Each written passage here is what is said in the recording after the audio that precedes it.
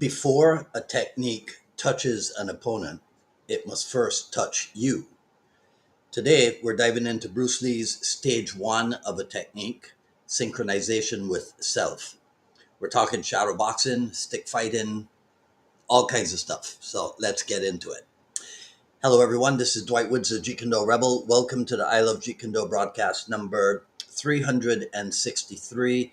This is the one about synchronization with self, the inner game of Jeet Kune. As you're logging in, if you'd be kind enough to say where you're logging in from, hit the like button and feel free to continue doing so throughout the broadcast. If you're catching the simulcast over on the YouTube, please be sure to like, subscribe, and hit the notification bell as well. But of course, the best thing you can do is to share this video and spread the word about the I Love Jeet Kune broadcasts. Okay, so we're talking about stages of a technique or stages of synchronization or what have you. And we're focusing only today on the very first one. We talked about it a couple of weeks ago, right? So synchronization with self. But instead of keeping this purely physical, I want to explore how solo training, like shadow boxing or hitting the bag or what have you, how it has a spiritual counterpart in the world of human development through imagination. So, according to Bruce Lee, stage one is all about coordination, about getting your body to move in harmony. So it's solo work. You're not necessarily reacting to an opponent, not necessarily.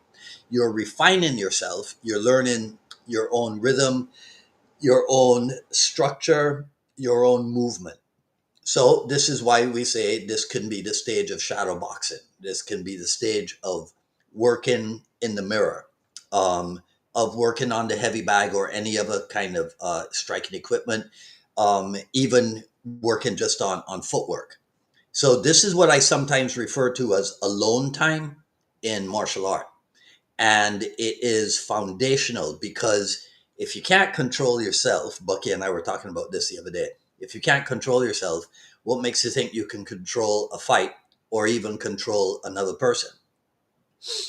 But there's a deeper layer here, and I would say that Bruce Lee hinted at this. The fighter who is in sync with himself, herself, physically, is also mentally in sync. So that's what we're looking at today. So enter Shakti Gawain and creative visualization. So this book, originally published in 1978. So it teaches that by using your imagination, you can program your subconscious, you can direct your energy, and essentially you can become the version of yourself which you envision. But before Shakti Gawain in the late 70s, Neville Goddard, the Bajan mystic, that's my name for him, he had taken this even more deeply with Awakened Imagination, which was published in 1954. So Neville Goddard taught that imagination isn't just a tool, it is the very creative power of God in the human being. And so he taught that assumption hardens into fact, meaning that if you consistently imagine yourself, let's say in our case, victorious, right, then your life will shape to reflect that image. So that's, if you think about it, that's synchronization with self. You're alone, you're hitting the bag, but in your mind, you're not in your garage, you're in the arena, right, the ring, you're in the street, you're facing your greatest challenge, etc., etc. And you're seeing yourself win. And this isn't just theory, because one of the most powerful real world examples, I don't have an image. I should have put an image, and I couldn't find the book. But in Dan Inosanto's Filipino martial arts book, he tells a little story about Grandmaster Floro Villabril, the Filipino Kali stick fighting legend. And it said that he would go up into the mountains by himself and just see himself winning his next death match. And he said that when he came back down from the mountain, no man could beat him. And that's true because he proved it. So he would visualize, I guess, he would visualize every detail, right? The timing, the movements, right? Even the result. And this is a man who was preparing literally for life or death. And so his mental rehearsal was just as important as his physical preparation. So that is synchronization with self at the highest of levels, not just knowing your technique, but knowing also your outcome. So training the body, yes, but also aligning the mind and the spirit with the mission at hand. So what does this mean for us as practitioners of Jeet Kune? It means that solo work isn't just physical. It is also like moving meditation. It is a chance to sharpen, I'll use colorful language. It is a chance to sharpen the inner blade. It's where you work on timing and balance and distance and coordination, yes, but it's also where you see yourself as the martial artist that you want to be. So try that the next time you shadow box. Or in Bucky, in my case, you do the Carenza. Right? Before you begin, kind of like close your eyes and see yourself like really pulling it off. Imagine being your best self, to use the vernacular, right?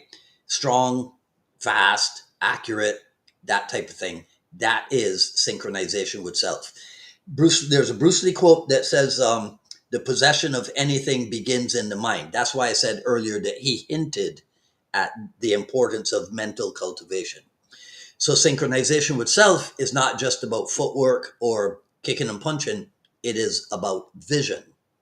And if you can see it in your mind and feel it in your body, then you're on your way to becoming it.